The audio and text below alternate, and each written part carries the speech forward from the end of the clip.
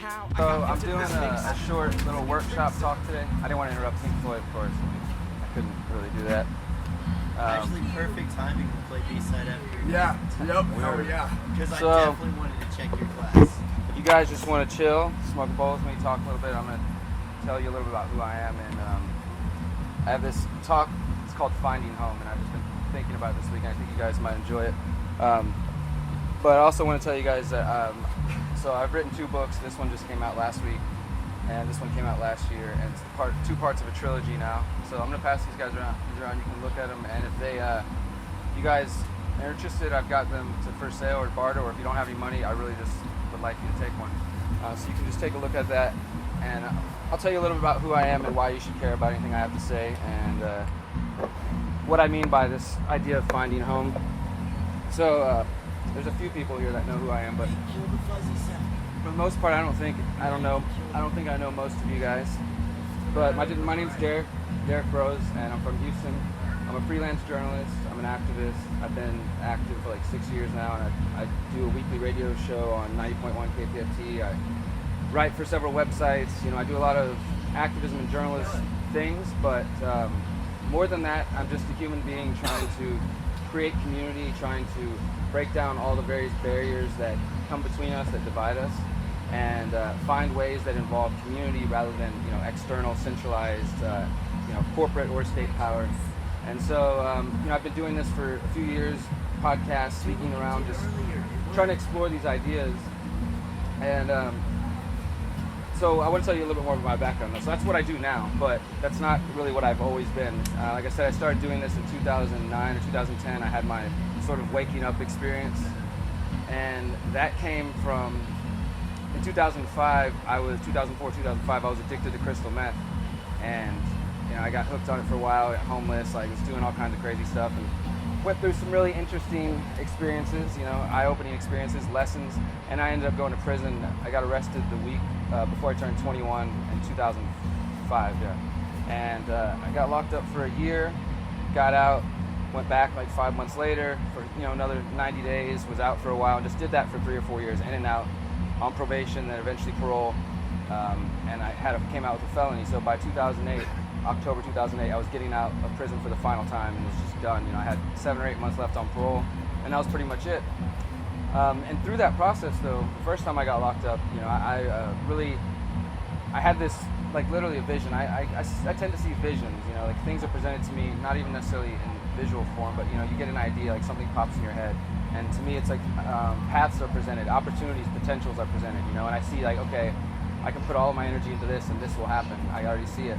Or I can, do this. And so I had an experience like that where I was presented with this visual of you can go down this path, which includes, my family, my father and his father and back 3 generations have all been addicted to drugs, alcohol, been in prison, done that. And so it was really difficult for me to be getting arrested for drugs and going to that. And I was like, I need to, do something different. So I really just started writing all the time and just trying to reflect on what had got me there, why I was using drugs just so often, and what I was trying to escape from. And for me, it came from a lot of issues with my father and trying to deal with that. So that was the very beginning of this change that continues to today. And while I was locked up, every Saturday they have the religion section in the Houston Chronicle, and they give you the paper, and it gets passed around. But every weekend on the religion section, they have an area where they list different quotes from Judaism, Christianity, Islam, just all the different faiths. And there was one from the Dhammapada, which is sometimes called the Buddhist Bible, and I don't remember which verse it was, but it was something that just really struck me. And immediately I wrote my grandmother and my girlfriend at the time and asked her to send me as much of the Dhammapada as she can. So she would send me every other day, basically a chapter at a time, because we can only send so much paper at once. My grandma sent me some books on Buddhism and specifically Zen.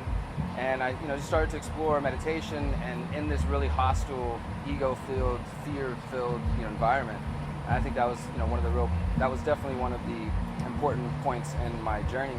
So throughout that experience of going back and forth, in prison and in and out, I was still struggling, but I was getting to know myself deeper, and a lot of actually psychedelics and other tools were helpful in that process, helping me to like just explore myself and meditation itself, but a lot of different tools. And in the first book, we explore all these various ideas of ways to get to know yourself deeper.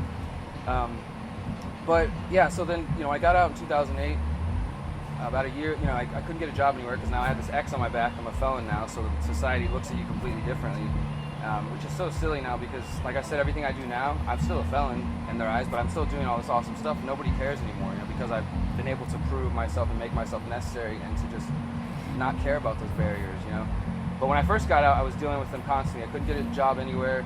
I would go every day to the library near my house. I was living in the Heights, and just go apply for jobs online. I started checking out books and just rediscovering, it was like during this whole time as I was going in and out of prison that this cloud was lifting, this fog that had been with me my whole life, because I'd spent most of my early teenage years, attempting suicide and just being super depressed and angry and just, having a really, a lot of it's not about putting the blame on my father, but just recognizing that at a young age, going to visit him in prison and constantly being lied to as a little kid, it made it really difficult for me for a long time to trust anyone, and then to just to deal with other people and to be able to find a way to communicate. Hey, I'm feeling like this. And most of us, I think, often we lack the tools to express ourselves, so we just go get high, or we drown it in various other external things. Whether that's drugs, sex, alcohol, whatever it may be. There's all sorts of ways to distract yourself. For me, it was just how many drugs can I fit inside my body at one time. And I did that for a long time. And I don't think there's anything wrong with partying. It's not really about talking about that. It's just about that I wasn't doing it because I was in a happy place. I was just doing it to try to escape things. And, that always ended really badly. And ended up with me just trying one thing after another until I tried crystal, and I just got hooked. In 10 months, it just destroyed me, and I ended up in prison like that quickly. So, my point is that when I got out of that, and I started to go to this library and started to read again, it was like the fog had been lifted, and I remembered that I'm an intelligent person and that I like to read. So I started to read all kinds of things. And one of the first books I read that really opened me up to the drug war, especially because I had just come out of being locked up for drugs. And I don't believe anybody should be locked up for choosing to ingest anything in their body, whether it's crystal meth, LSD, or anything else. I think that we should all have the right to decide what we put in our own body, and society should deal with that in a much different way. But at that time, I didn't really think that. I was just like, oh wow, this book is called Cannabis: A History, and it's probably one of the best books on weed out there from a historical perspective, the scientific perspective, and really just showed how the drug war with cannabis, but also with all drugs, was based on money, racism, and government control, basically. So that was one of the first things that just really allowed me to question, wow, so if this is all a bunch of bullshit, then what else out there is not what I'm being told? And I started to do a lot of research, and I went through the really deep period of just constantly researching, reevaluating my life and everything that I know about government and the world, and everything that we're told that's healthy, and just you start to question everything, and through that process, just started writing a whole bunch and got opportunities that have led me to where I am now, where now I do this full time. I have 2 different outlets that pay for my travel. I feel constantly blessed every day. I've just been gone. I'm 30 years old now and went from doing, like I said, being locked up 10 years ago to just totally radical transformation just by dedicating myself to just, once I had this awakening experience, nothing else seems as important anymore. I felt like everything I needed to do needed to be some type of conscious effort, whether that's the music I make, the articles I write, the conversations I have with people, the books I write, whatever it may be, whatever it is that I do as a human being, I wanted to make sure that I was trying to contribute something to spreading awareness and looking for solutions, not just spreading awareness like, hey, the sky is falling, everything is fucked up, because there's a lot of people that can tell you how crazy things are in the world, but we don't necessarily always focus on solutions, and that's what I want to get to today. So I tell you all that about who I am in order to get back to that theme of finding home. And I really think that through that process, like I said, I was really lost. I was depressed. I was looking for answers and external things, whether that was, being dependent on somebody else, trying to get love from somebody and think that was going to make me feel better, or no, okay, maybe these drugs will, or hurting myself, just different things, that I was searching for in this really just lost process. And I think ultimately it was as if I was trying to find home, and when you think about the idea of home, it's not always the case for everybody, but generally the idea of home is something that's secure. It's, it's balanced. You feel good there. You can, it's a comfortable place. And I think it's that feeling that I know that I was looking for, was trying to find that base, that foundation, just, however you want to look at it, your root, whatever. I was trying to balance myself and find something to hold on to. And I feel like many of us, we we go to events like this. Like, has anybody ever been to a rainbow gathering or Burning Man or anything like that? Like, so rainbows and a lot of other events I think have kind of picked it up, but like a rainbow, which is held every year at different national forests, it's been since the 60s. Tens and thousands of people come out there. No money is allowed, no technology. People are out there just trading, bartering, naked, just amazing, awesome time. Really, people just being free. And as soon as you get there, people are like, "Welcome home, brother. Welcome home, sister." And it's just this common phrase of welcoming home. And I feel like in these various communities, electronic music festivals, the Burns, the regional Burns, Burning Man, rainbow gatherings, and events like that, people are. It's like we're coming to find that home like out here. Maybe we don't feel like when we're in the city or we're in our regular daily lives that people understand us or they don't respect us for the way we look or the music we listen to or just the viewpoints we have. But we come here and we find other people that you can just sit down and smoke a bowl with or just get to know people and have a conversation. And I feel like, that welcome home phrase, it's just trying to give us somewhere where we can come and find our tribe. That's also what we're looking for is maybe we don't have, because I meet a lot of people through activism and through journalism and speaking to people around Houston and just around the country who always say that they feel alone, that they didn't feel like there was anybody else they could talk to about the things they were concerned about, the ideas that they had. And more and more I realize, well, we're not alone though. If there's so many people out there saying that they feel alone, then obviously we're not alone, and this is one of the things we talk about in the book, is that it's important for us, those of us who are, and I'm not assuming that we all share the same viewpoint, but generally I would say if you're here, you're probably a little bit outside the mainstream, mainstream culture. I like to call it the dead stream because I don't think it really represents anything that we would choose to be. I think it's something that's false, that's put out there. Definitely uniqueness. But I think that we come here to try to find, our tribe. We're trying to connect to other people and to take that feeling with us. And again, it's about finding that balance, that comfort, that security. That maybe some of us, like I described my situation, it was definitely not a place where home was associated with security and truth and just comfort. It was chaos, And so I've spent a lot of time trying to find that, either creating chaos in my life, unintentionally self-sabotaging. I think self-sabotage is one of the most difficult things to overcome because you just put yourself in situations and you're like, how did I get here? And you step back and you're like, I totally created this. I did this, to myself. And I think it goes back to, again, finding that self-love. So with this concept of finding home and, we're going out to meet our community, I think it's important as well and this is essentially the idea of the conscious resistance, the books, the trilogy, this website that I run, the network, is that we can recognize the problems in corporate and state power, the things that are happening to the environment. We can recognize all the things that are wrong with this planet, and we can even propose amazing solutions. And we can, overthrow the government, put in some new people. We can, create something completely new and unseen before. But until we each, on an individual level, do that internal healing, then I believe we're just going to, cycle and continue to do the same things. Maybe it'll take a couple hundred years, but if people are still based in ego and fear, and we haven't done that internal healing that we all have to, overcome our doubts, insecurities, fears, whatever we may have come across in our own lives, until we do that work, we're going to keep cycling. Some people like to talk about revolution, but revolution, the key word is revolve. It means to go in circles and to keep going in circles. And I want to step out of that cycle to create something new. And it's not only going to take us to re-examine all the physical structures that try to attempt to control and rule over us, and how do we, re-examine those and re-look at those, but also it's going to have to start, I believe, with that looking internal. The internal tyrant is the worst to overcome. That doubt, that negative voice that some of us have that may be stronger in others than some, but we have to start there. It has to come back to doing that self-work, the self-love, and establishing that, that's like your home, So for me, it was about having to recognize that despite whatever experiences I may have had as a child and anybody that may have been absent or not there, that everything that has happened has led me to this moment speaking to you guys and all these amazing experiences, through the pain, through the highs and the lows and everything. So I wouldn't take any of it back, So ultimately I recognize that the lessons that I was meant to get, I received them, but it's all about the way we respond to them. We can choose to. I could have chosen, like I said, that path. I could have just said, fuck it, and gotten even crazier and stayed down that path. And my father is 51 years old now. He's been in and out of prison for 28 years, of my life, just back and forth, back and forth. And like I said, that's a path I could have chose as well. I hope that he chooses a different path still to this day. But I chose something different, So we're constantly faced with choices. It's all about how we respond to the circumstances that life hands us.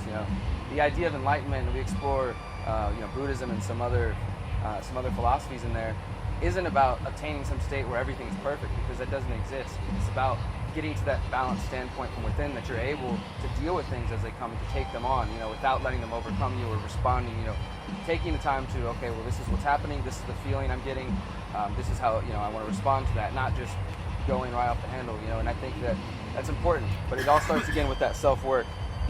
So we're talking about self-love, and I said we come here to these events, we're trying to find our tribe and to build the communities that we want, and maybe that we don't find other places.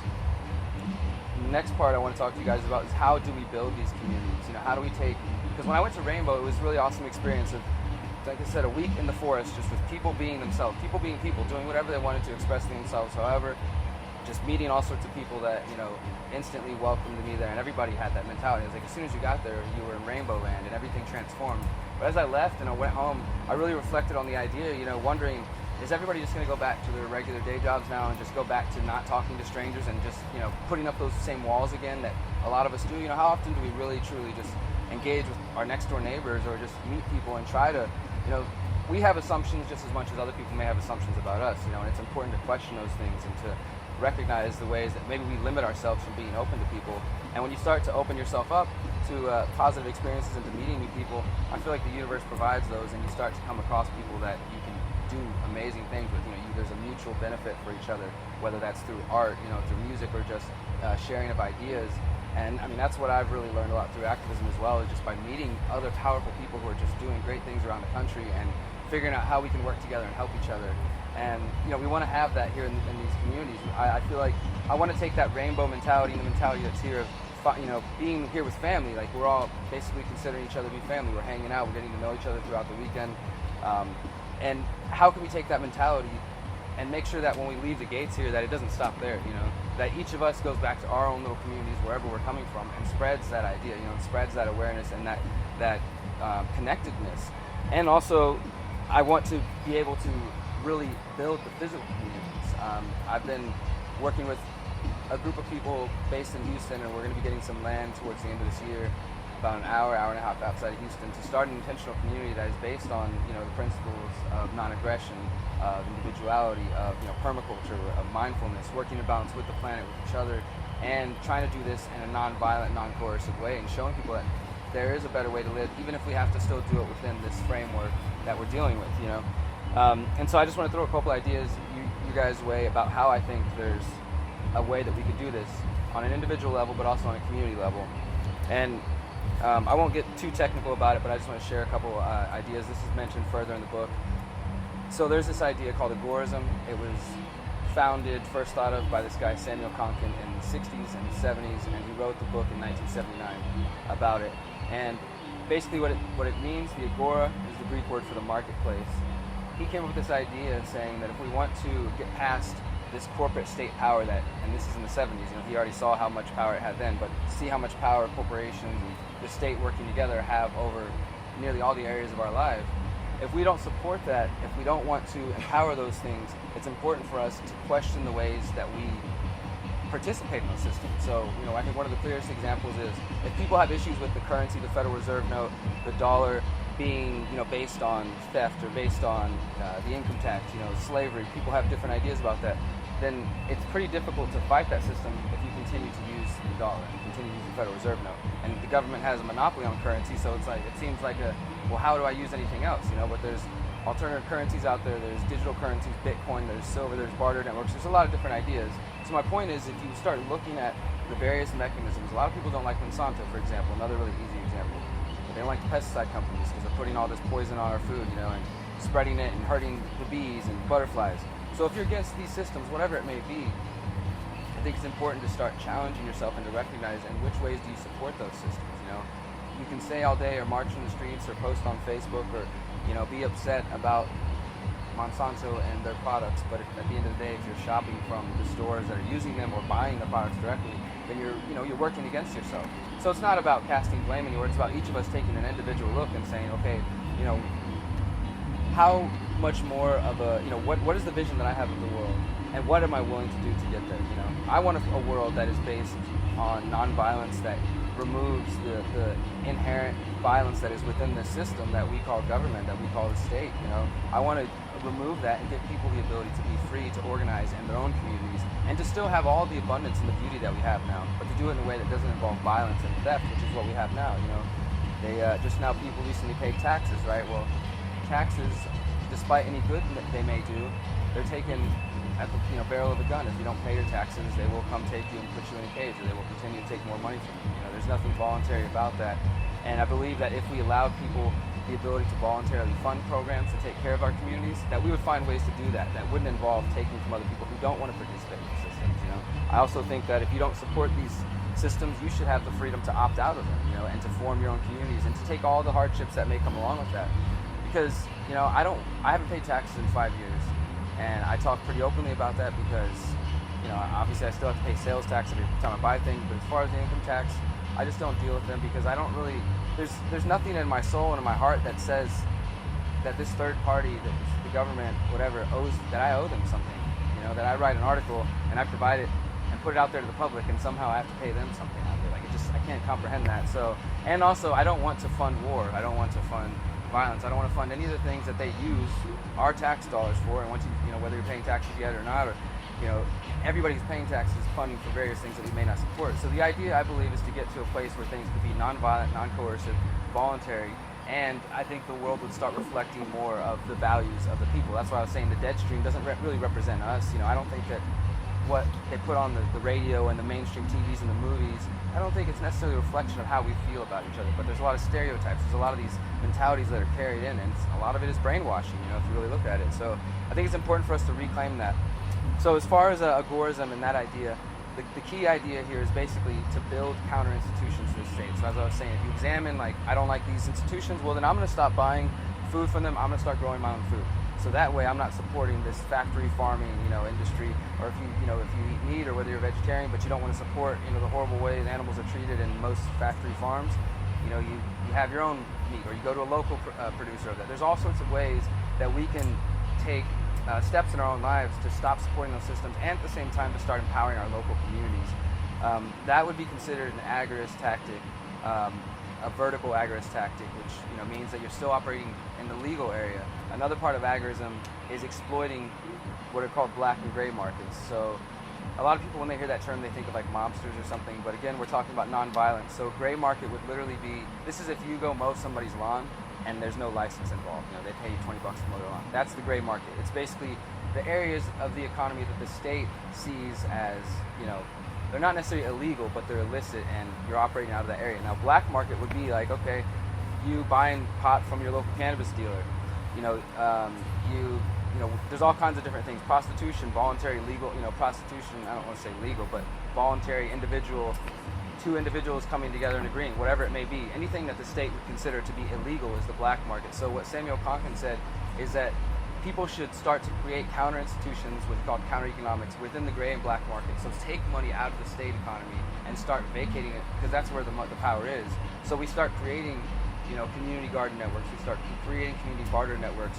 I have a gardening business. We build gardens for people all around the city of Houston. We don't have a business license. Nobody's ever asked us to do it. It's just, they say, hey, I want this. We agree on a price and what we want to build them. Somebody from our team goes there and we build it. They pay cash or maybe Bitcoin or barter or whatever. We've done different things, and that's it. I'm not going to tell the government at the end of the year how many gardens I made, and I think free people should be able to build gardens for each other. I mean, it just seems kind of common sense to me. But so his idea was, if we start exploiting these markets, the black and gray markets, and building into there as the state, because it is unsustainable. Look at everything that that all empires have collapsed. And we have to accept that for the most part, the U.S. empire that all of us have known in our lives will probably not be there by the end of our lives. There's a lot of geopolitical things happening. There's power shifting in other countries, and so we're used to this status of being this top big number one country. Our lives probably won't always be like this, and it's important to note that the U.S. won't always have the power it is. Konkin sort of foresaw that the state would slowly lose power just because it's unsustainable, and in that process, we can start establishing these free communities, and as the state weakens, eventually, maybe it comes a point where, if we're getting this property, right, well, you don't own that land, unfortunately. You can buy it, but if you're paying taxes to the government at the end of the year, property tax, then you're really just renting it from the government, because you still have to pay that for the rest of your life. Technically, you don't own it. So maybe there will come a point as the state weakens and we've got our free community, we're teaching people how to grow their own food, we're teaching people how to brew their own kombucha, how to start their own businesses in the gray and black markets to, take money out of that and to not use the Federal Reserve note, to find other ways to trade and to do business. Maybe there will come a point where the state will be weak enough and we can say, you know what, this year we're not paying our property taxes, you know what I mean? And we start to challenge in that way. And that's further down the line. This is a generational change, I believe. That's why, to me, there's no hope in voting out of the system. I believe that if you are going to vote, that you should focus your energy locally. That's where change can really be made. And, we can talk all day about the obvious signs that the U.S. presidential race has long time been bought and sold, that anybody who's good and valuable will not be allowed to penetrate that system. That's been proven time and time again. It's being proven again right now in many different ways. So I don't believe in voting. I don't believe in violence. I don't believe that will ever be able to overthrow them through some sort of violent plan. I just don't see it happening, and I don't believe that that's the solution. I think if we use violence to achieve our goals, then we're going to revolve. We're going to perpetuate that cycle I was talking about. So we want to evolve. We want to step out of that. The back of this shirt says, "The revolution without healing is a recipe for disaster." That's a quote from the first book. And that's back to that again, that conscious resistance idea. So we want to build these communities, these agoras that Conklin sort of outlined. I want to take that idea and this idea of localizing, like supporting farmers markets, supporting, local producers of any sort of product, or you yourself becoming, producing music, producing art, putting it out there and being willing to deal in the black and gray markets. Because every interaction you're doing, even though it may seem like a small act, you're taking power away from that economy. And more as we spread these ideas and we do this, we're going to be able to build these free networks of communities, these conscious agoras, and establish them. And they'll be individual, they'll all look different. But his idea was basically, as the state collapses, we'll start to spread this network. And in the first book, we talk about, there's a story, it's a Hindu and Buddhist story about the jeweled net of Indra, god Indra. And Indra's net was basically this net that extended infinitely in all directions. It was like made up these little diamonds that were just perfect in all ways, and they were connected to other diamonds. So each of them was individually beautiful and powerful, but they were also, collectively just this strong thing. And I see the agoras, the communities, as that. We start to build one, and we interconnect. We have these. They start interlocking and forming this framework for something new, not so we can become the government, but so we can show people that there is a way to live free, right now. That, there's a lot of people, like I said, they want to wait to vote the right person in, or they think that, you got to get rid of the government, you got to change the president to be free. But ultimately, freedom and happipiness comes from inside. Again, back to that finding home. When you find yourself, when you start finding home, and it's a lifelong process. I'm not sitting here trying to act like I've got all this shit figured out. I'm still learning and dealing with shit every day. But when you start to do that and do that personal work, amazing things happen, and when you start to really step into who you are, people resonate with that. Other people respond to that. They get inspired by your passion and by, you just caring about something. And that's going to look different for all of us, But I think that if we start to do this, we start to work on establishing that home within ourselves and doing that personal work, we're going to create just so many amazing things. And each of you guys are going to do awesome things in your own way that I can't even, fathom. And I think that we can do this. So like I said, we're going to start this project towards the end of the year in Houston. We're going to be looking for volunteers. We're going to people who just want to come camp out and learn. And we're all going to be learning together. But I do believe that there's so much potential for just everybody that's existing right now to do powerful things. And it's just going to take a little bit of organization and cohesion and working together. And again, like us being willing to do that personal inner work. So thank you guys.